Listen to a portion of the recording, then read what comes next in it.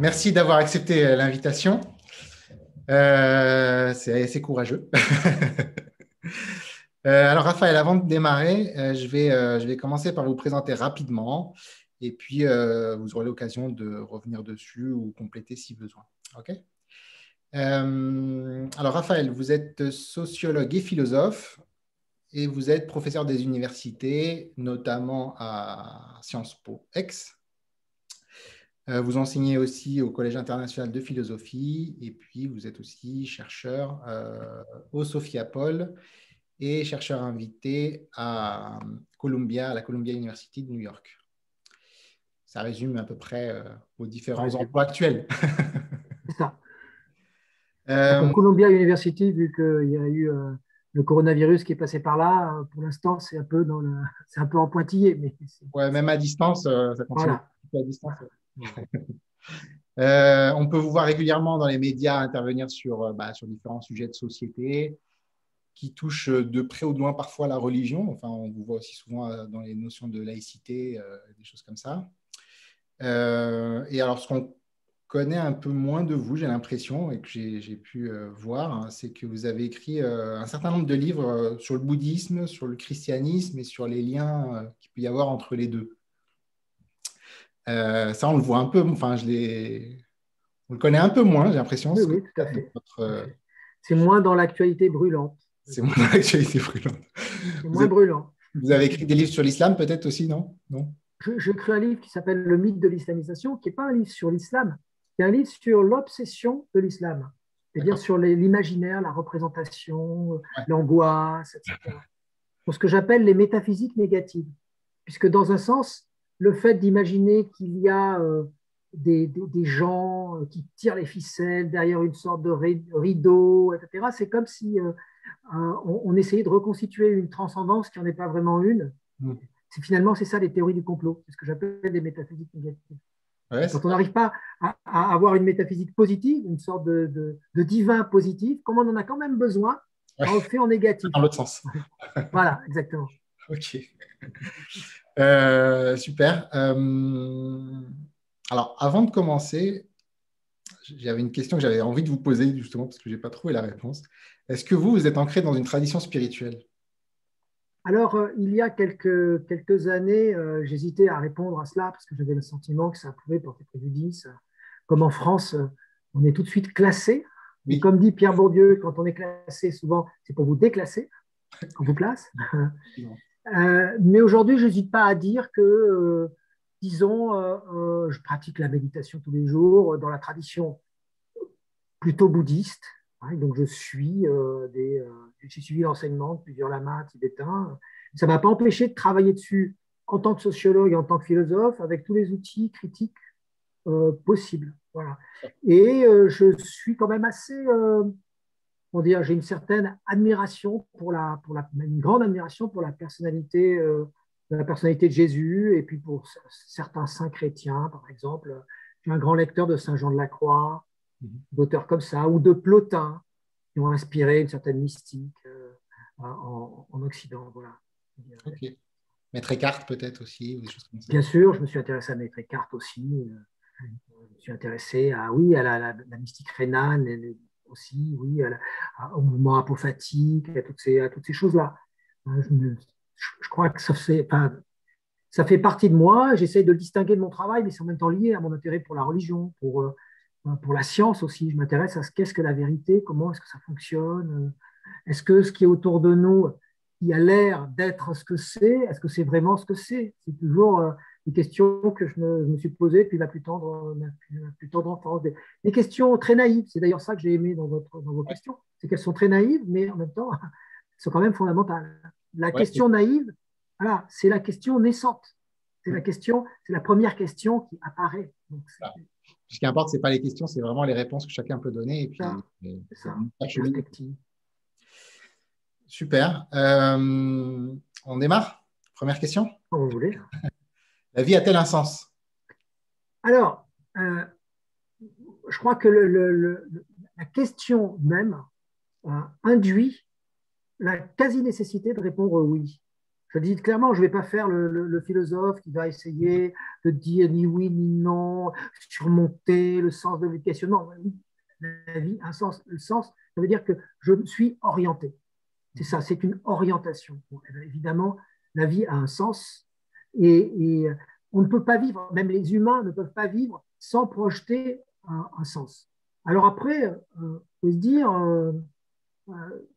comment est-ce qu'on peut, comment est-ce qu'on peut croire en un sens qui serait un sens particulier et pas un autre? Alors parce qu'il y a toute une série, toute une philosophie, depuis même une pensée, depuis le 19e siècle, qui nous explique qu'il n'y a que matière, qu'il n'y a que hasard, que rien n'a de sens en définitive. Je me souviens d'un livre de Jacques Monod qui a été prix Nobel de médecine, si je ne m'abuse, qui avait écrit ce livre qui s'appelle Le hasard et la nécessité.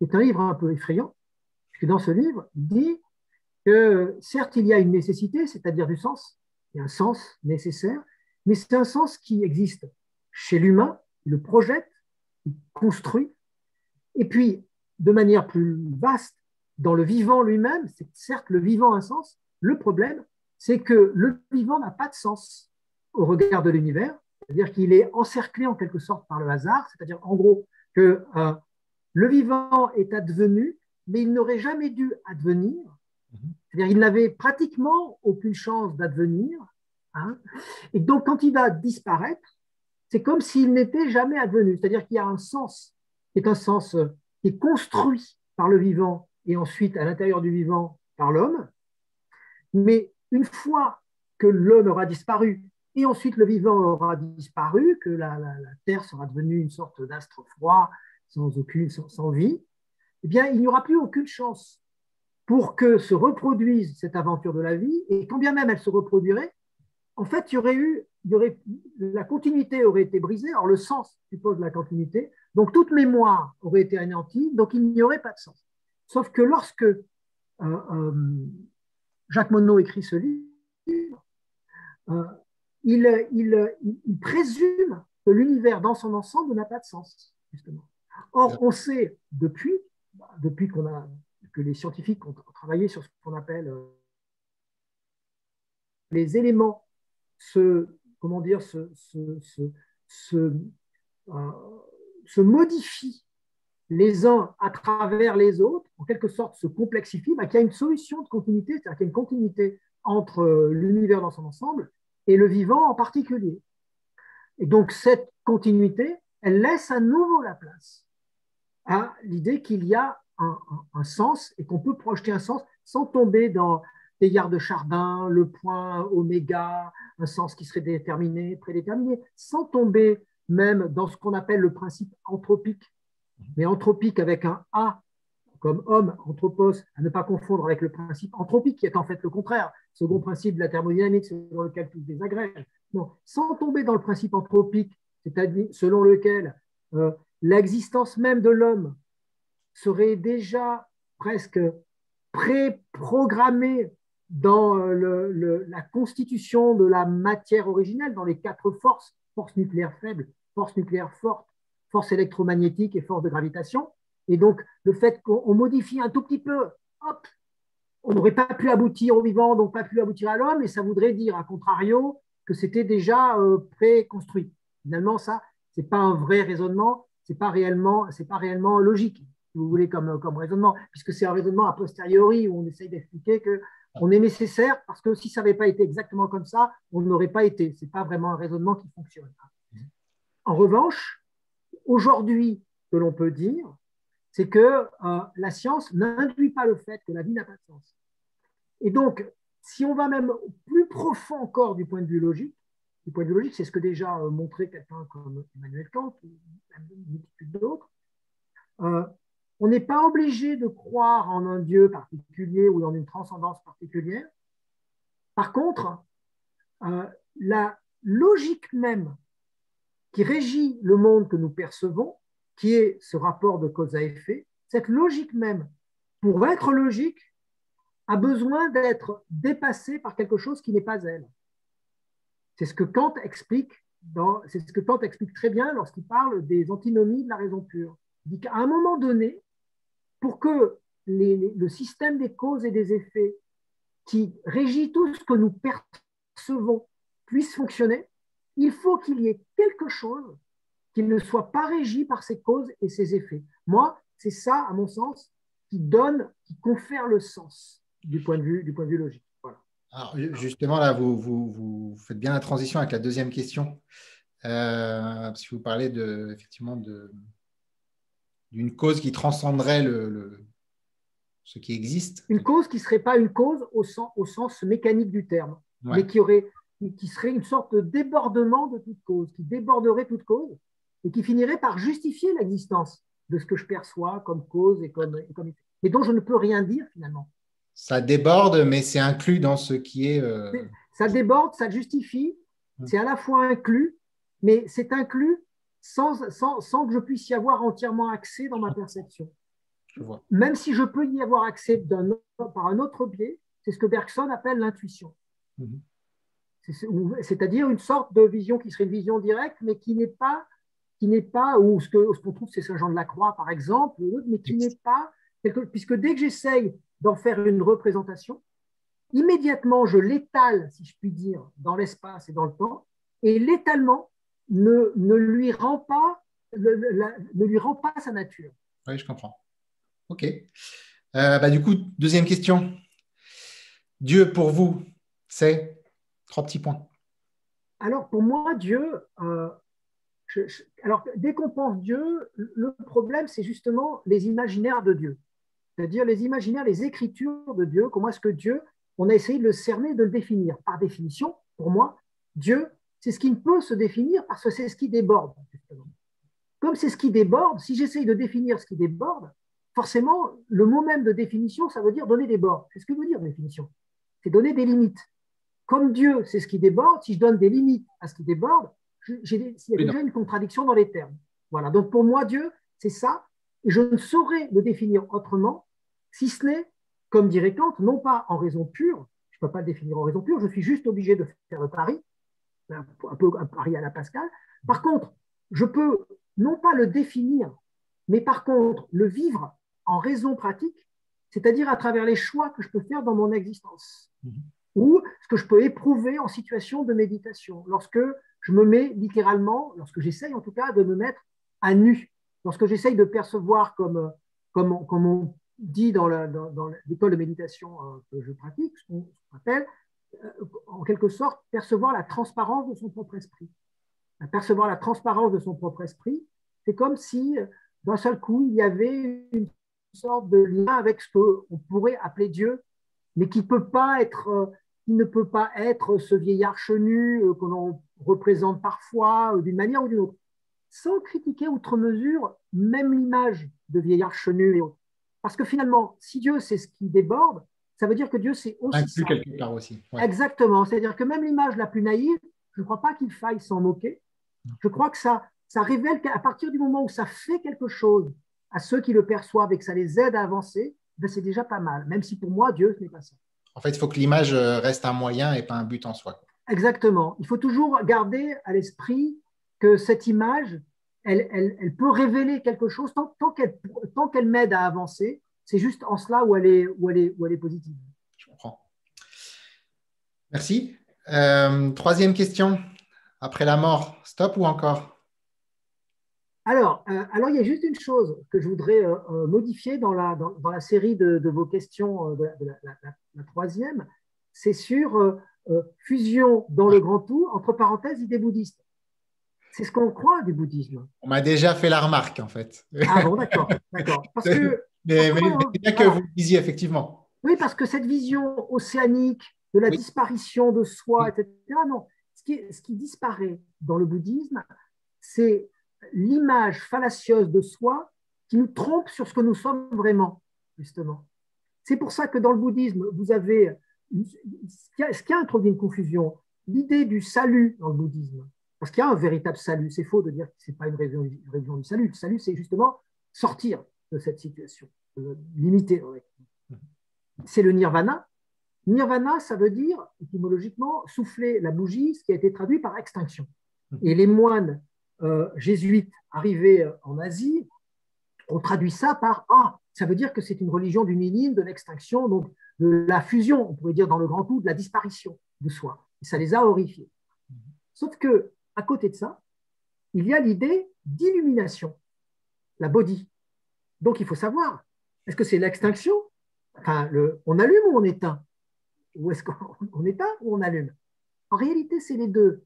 Parce que le nirvana, c'est souffler la bougie de tout ce qui me fait croire que je me libère, que c'est moi, c'est-à-dire toutes ces formes d'attachement qui sont en réalité des drogues. C'est pas, le bouddhisme n'est même pas contre le plaisir.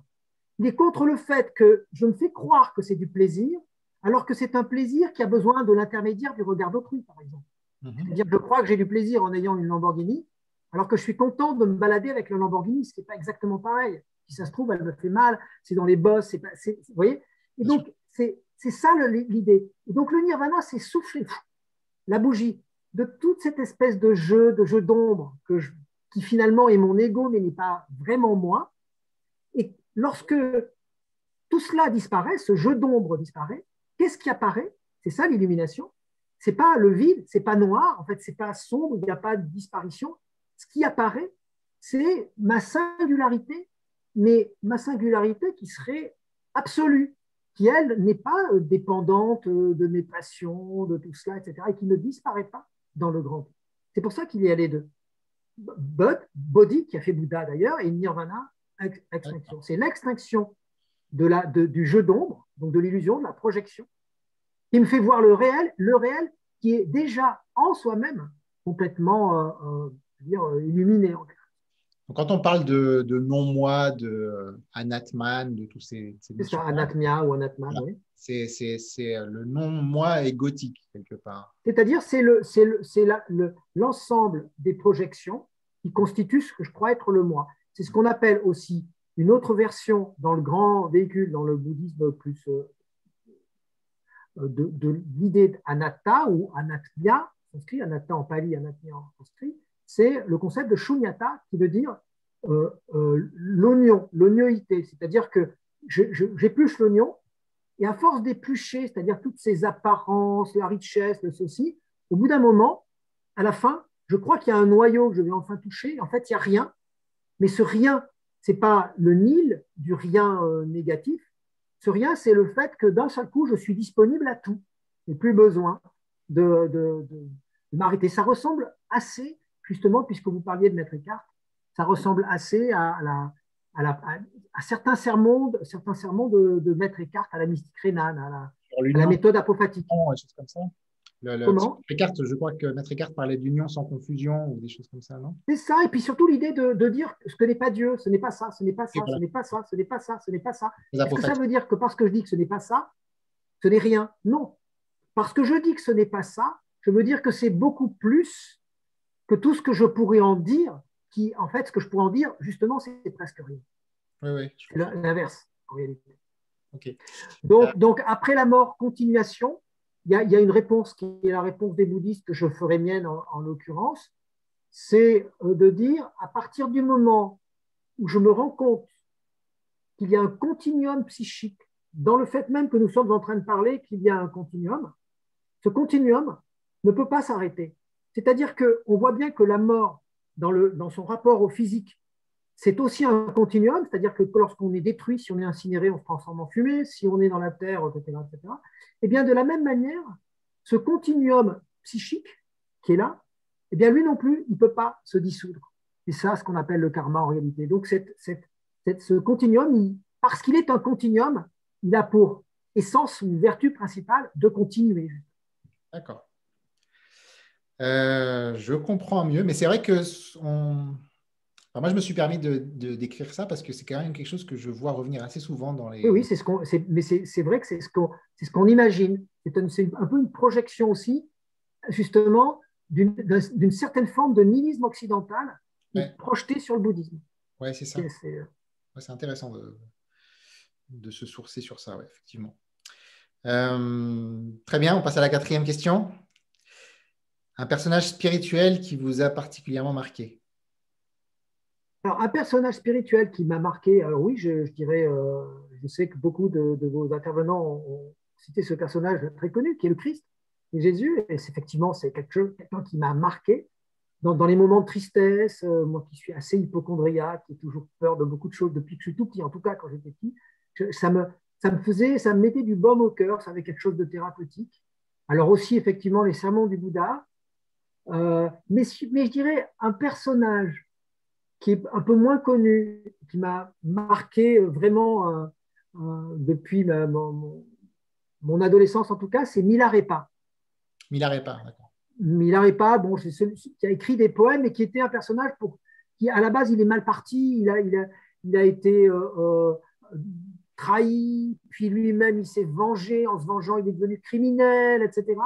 Ouais. Mais on a l'impression que tout était perdu, mais finalement, dans cette perdition, c'est cette perdition qu'il a pu renverser pour en faire la force de l'éveil. Donc rien n'est jamais perdu. Donc, je trouve que c'est un personnage intéressant pour moi. Parfait. On va passer à la dernière question. Le livre ou le film que vous recommanderiez à votre meilleur ami en perte ou en quête de sens? Alors, ça ne serait pas un livre religieux, mais je trouve que c'est un livre en tout cas officiellement religieux, mais c'est un livre qui permet de faire une sorte de voyage intérieur lorsqu'on arrive à entrer dans cette petite musique. Ça serait La recherche du temps perdu de Marcel Proust. Et en particulier, s'il arrive jusque-là, le temps retrouvé. Puisque le temps retrouvé, c'est l'aboutissement spirituel de la recherche du temps perdu. C'est-à-dire c'est beaucoup moins social, hein, même si la partie sociale est extrêmement intéressante. Et à un moment donné, le narrateur comprend ce qu'est. Vous savez, c'est cette espèce d'impression que l'on a, hein, moi que je trouve troublante, on a l'impression d'être né hier. Et on se revoit, moi je me revois être ce petit garçon qui est dans son Ardèche natale, en train de marcher entre les châtaigniers, qui est tout petit, qui a ses rêves, qui imagine que la vie est devant lui, etc. Et puis, pouf, je suis déjà cet homme de 53 ans, dont la vie, je ne veux pas dire que la vie est presque finie, mais qui est plus qu'avancée, je dois dire. Et j'ai l'impression qu'il ne s'est rien passé entre les deux. Pourtant, il s'est passé beaucoup de choses, mais en même temps, pas grand-chose. Et donc, cette espèce de sentiment, cette espèce de fragilité, ce rapport très ambigu à la mémoire, du sens et du non-sens, je trouve que c'est ce qu'on retrouve merveilleusement bien dans La recherche du temps perdu. Et à la fin, dans Le temps retrouvé, d'un seul coup, il revoit les personnages dans un salon et qui ont vieilli, qui sont plus qu'ils étaient, enfin, tous leurs rêves déchus, toute cette superficialité humaine. Et donc, derrière cela, c'est comme si il y avait quelque chose de profondément spirituel, même je pourrais dire bouddhiste ou chrétien bouddhiste, mystique chez Proust. Donc je conseillerais ça. Bah, super. En tout cas, bon, avec le confinement, je pense que les gens pourront prendre le temps de le lire justement, parce que c'est quand même un ouvrage à lire tranquillement chez soi quand on a. Ah oui, ça, oui, c'est assez long. Il ne faut pas être économe de son temps. Merci beaucoup, Raphaël, Donc, oui, pour avoir répondu et avoir osé répondre à toutes ces questions. c'était un Et plaisir. à très bientôt. J'espère. Au revoir. Merci, au revoir.